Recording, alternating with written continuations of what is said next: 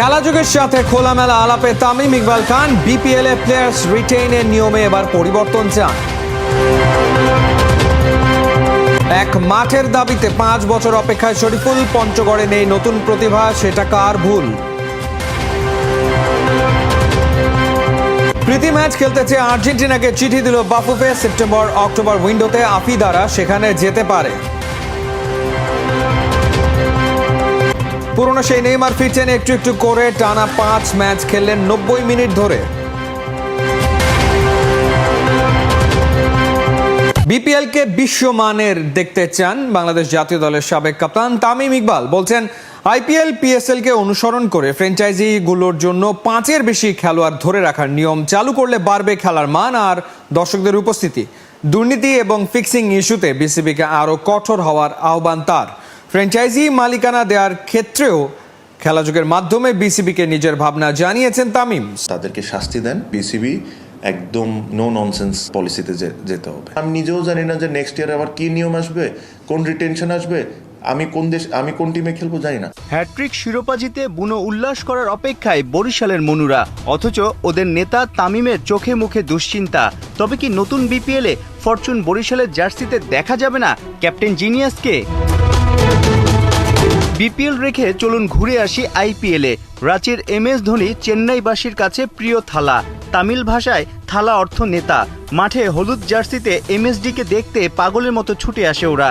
দক্ষিণ ভারতের আরেক ফ্র্যাঞ্চাইজি রয়্যাল চ্যালেঞ্জার্স বেঙ্গালুরু বলতেই দিল্লির বিরাট কোহলিকে নিয়ে রব উঠে, কারণ দীর্ঘদিন ধরেই ওরা একই দলে খেলে যাচ্ছে, বড় ব্র্যান্ডে রূপ নিয়েছে। তামিমের মতে এই জায়গাতেই পিছিয়ে যাচ্ছে বাংলাদেশ প্রিমিয়ার লিগ। সবচেয়ে সাকসেসফুল টুর্নামেন্টগুলো কারা? IPL, CPL, PSL, Big Bash হতে পারে।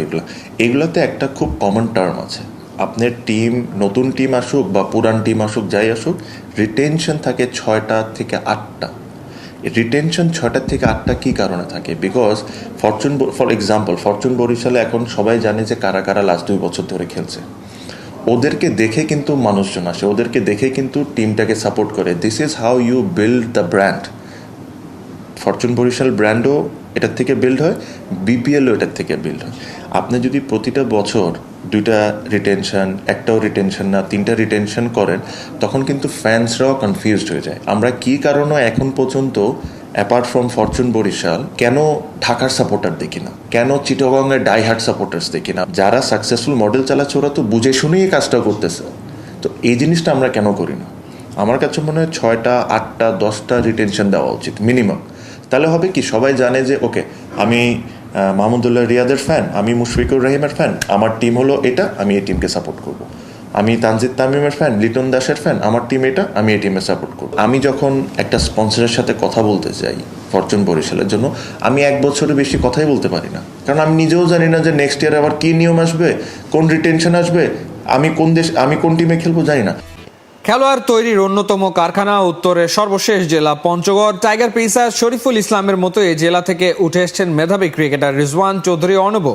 তবে আছে আক্ষেপ, হতাশা আর শঙ্কা। পর্যাপ্ত মাঠের অভাবে খেলাধুলার সুযোগ কম, অনেক তরুণী পা বাড়াচ্ছে ভুল পথে। একটা মাঠের দাবিতে 2020 সাল থেকে অপেক্ষায় শরীফুল। তবে কি মাদকের ফাঁদে নষ্ট হবে ভবিষ্যতের খেলোয়াড়রা? পঞ্চগড়ে এসেছি, ফুটবল নিয়ে কাজ করেছি, এবার ক্রিকেট নিয়ে কাজ করার কথা। পঞ্চগড়ের নাম শুনলে ঠিক একজনের নাম চলে আসে, পঞ্চগড় এক্সপ্রেস শরীফুল ইসলাম। শরীফুলের বল মোকাবেলা করতে চাই, শরীফুলের সঙ্গে কথা বলতে চাই। কেন এখান থেকে আরও শরীফুল উঠে আসছে না? দেখা যাক শরীফুলকে ফেস করতে পারে কিনা। ও বোল্ড, প্রথম বলেই বোল্ড। ও চ্যালেঞ্জ, একটা বল ব্যাটে লাগাতে পারলেই আমি জিতবো। লাগছে? লাগে নাই?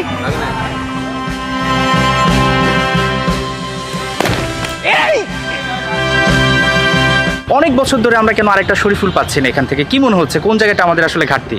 তো পঞ্চগড় সহ যে আমাদের এলাকা, সেখানে আসলে প্র্যাকটিসের কোনো ফ্যাসিলিটিস নাই, তারপরে প্লেগ্রাউন্ড নাই যেটা হলো ক্রিকেট বলে খেলার মতো। সো বিশেষ করে এইসব কারণে হয়তো অনেক প্রতিভাবান ক্রিকেটার আছে, তারা ওই প্রতিভাটা ওইখানে তুলে ধরতে পারতেছে না। সো অনেকের ফিনান্সিয়াল একটা অবস্থা থাকে যে ভালো জায়গায় গিয়ে প্র্যাকটিস করার মতো ওই সামর্থ্যটা নাই, হয়তো ওইখান থেকেই তার প্রতিভাটা হারিয়ে ফেলতেছে। বিশেষ করে আমি যে গ্রাম থেকে বেড়ে উঠেছি, এখানে এখন পর্যন্ত একটা খেলার মাঠ নেই। আমি যখন আন্ডার-19 ওয়ার্ল্ড কাপ চ্যাম্পিয়ন হয়েছিলাম, তখন ওইখানে ডিসি স্যার ছিলেন, ওনার কাছে আমি একটা মাঠের আবেদন করেছিলাম।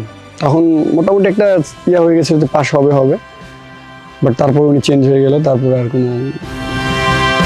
এবারে আর্জেন্টিনার সাথে ফ্রেন্ডলি ম্যাচ খেলতে চায় বাংলাদেশ। বাফুফে ওদের ফুটবল অ্যাসোসিয়েশনকে অফিসিয়াল চিঠিও দিয়েছে। আসন্ন সেপ্টেম্বর অক্টোবরের ফিফা উইন্ডোতেই হতে পারে সেই ম্যাচ।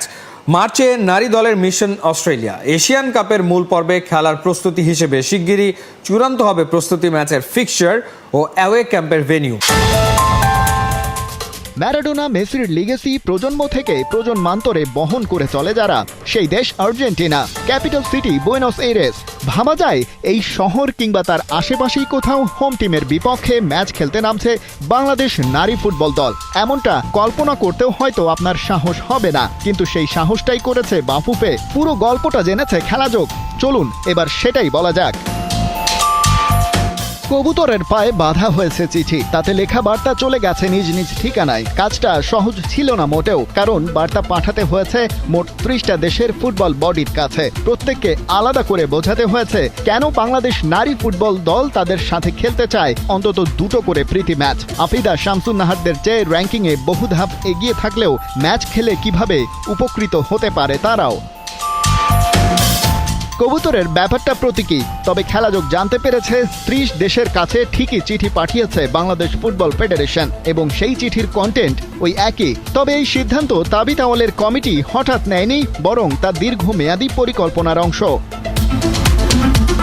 খেলাযোগ আগেই জানিয়েছিল বাফুফে সভাপতি তাবিত আওয়াল চেয়েছিলেন এএফসি কাপের মূল লড়াইয়ের আগে অন্তত 3টা দেশের বিপক্ষে 6টা প্রস্তুতি ম্যাচ খেলুক বাংলাদেশ নারী দল। প্রথম ধাপে প্রতিপক্ষ হিসেবে দরকার এমন কাউকে যাদের র্যাঙ্কিং অন্তত 100-র নিচে। তারপর ধাপে ধাপে আন্ডার 75 এবং শেষ ধাপে 50-এর নিচের র্যাঙ্কিংয়ে থাকা কারো সাথে লড়ে ঝালাই করতে হবে নিজেদের। সেই মেনু এবং ভেন্যু সিলেক্ট হওয়ার কথা ছিল এশিয়ান কাপ অস্ট্রেলিয়ার ড্রয়ের পরেই। ম্যাচ ভেন্যু আর প্রতিপক্ষের ধরন দেখেই চূড়ান্ত পরিকল্পনা সাজাতে চেয়েছিল বাফুফে। ড্রতে বাংলাদেশ পড়ে বি গ্রুপে, যেখানে তাদের প্রতিপক্ষ টুর্নামেন্ট ফেভারিট চায়না আর উত্তর কোরিয়া। তাদের সাথে অন্য দেশটা উজবেকিস্তান, তুলনামূলক দুর্বল হলেও তাদের ফিফা র্যাঙ্কিংও 51। খেলা হবে সিডনি ও পার্থে। এই সব বিবেচনায় নিয়েই প্রস্তুতি ম্যাচের প্রতিপক্ষ সিলেকশনের কাজে নেমে পড়ে বিএফএফ। বাছাই করে চিঠি পাঠানো হয় 30 ঠিকানায়।